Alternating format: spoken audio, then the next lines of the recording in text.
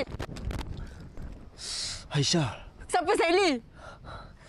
Awak pergi kecil ke awak pergi menggatal? Aisyah, tolonglah. Kenapa cakap Zain macam tu? Ha? Bagi Zain jelaskan dulu. Jelaskan apa? Aisyah, Zain kena perangkap tahu tak? Zain kena perangkap. Zain tak kenal pun Sally tu, tahu tak? Perangkap dengan siapa, Zain? Cuba bagi tahu saya, awak kena perangkap dengan siapa? Aisyah dah tak percaya Zain ke apa ni?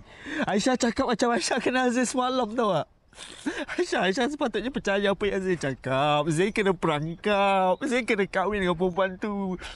Zain tak nak kahwin dengan perempuan tu. Zain sayang Aisyah. Kenapa Aisyah tak faham? Bukan awak yang nak, tapi awak kena tangkap dengan dia. Awak buat apa kat situ kalau awak tak nak? Awak nak cakap Sophie ni tipu saya ke? Kita dah 3 tahun nak, Zain. Macam mana saya nak percaya awak lagi? Awak ingat tak apa yang awak cakap dulu? Awak cakap saya apa? Saya yang menggatal kat tempat kerja. Ha? Saya ni yang menggatal kat tempat kerja. Sekarang siapa yang kena tangkap Ahmad? Betul, Zain kena tangkap Alwan. Betul.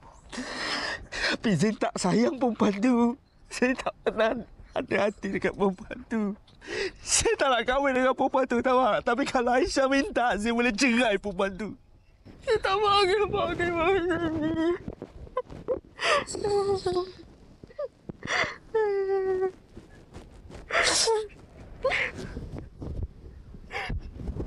Saya kalau awak ni nak cakap yang saya ni menggatal, saya boleh terima.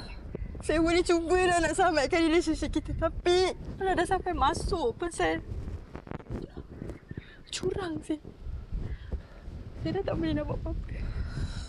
Aisyah. I'm not gonna see you anymore.